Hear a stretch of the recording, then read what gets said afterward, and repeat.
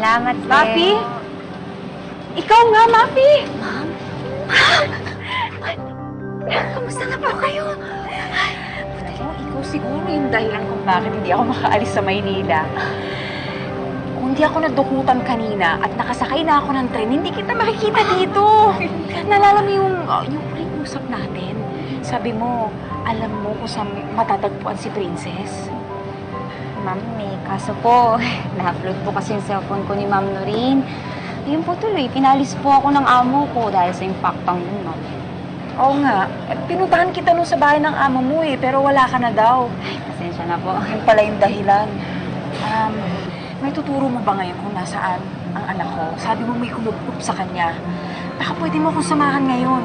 Sige po, Ma'am. Nasa bahay po siya ng boyfriend niya po. Doon sa New Manila. Kaso, Ma'am, ang balita ko po may sakit daw po si Princess.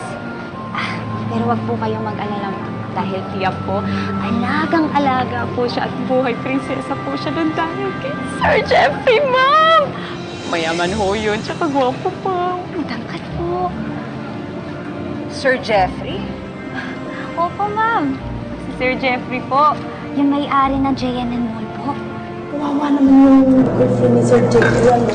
Ito ka, masiraan na yung bait dahil dun sa nangyari sa kanya. Si Sir Jeffrey ang parang sira. Nagbabaliw-baliwan doon sa babae na yon. Marami namang ibang babaeng bagay sa kanya eh. Wala naman akong nakikitang dahilan para hindi tumira dito si Pepay. Bakit kasi hindi mo na lang siya ibalik dun sa tita niya? Total sila naman talagang kamag-anak niyan. Ma, hindi siya maaalagaan dun. Hindi ko akala na makikita tayo uli. Huwag ka mag-alala, Iha. Tutulungan kitang gumaling. Ma'am, bakit po? Kilala niyo po ba sila? Doon po nakatira si Princess. Diyos ko. Ma'am, okay lang po ba kayo? May problema po ba?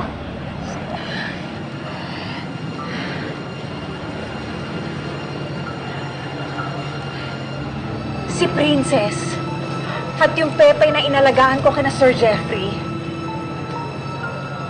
Iisa. Hindi ko alam.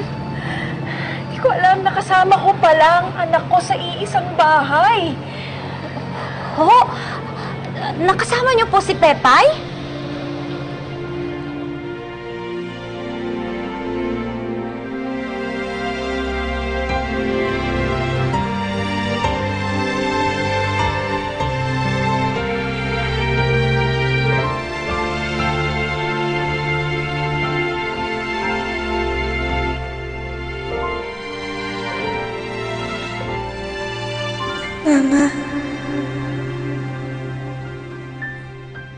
Nung namasukan ako kay Ma'am Criselda, andun si Pepay. Inalagaan ko siya. Hindi ko alam na yung pala yung anak ko. Anak ko, yung kasama ko. Kaya lang hindi niya ako nakikilala dahil sa sakit niya. Ma'am, ano po ba nangyari kay Pepay? Mafi, nakabang kwento. Saka ako na nagkikwento sa'yo. Ang importante, kailangan natin siyang balikan. Kailangan kong balikan ang anak ko ni Ma'am Criselda. Samahan mo ko ngayon. Sige po.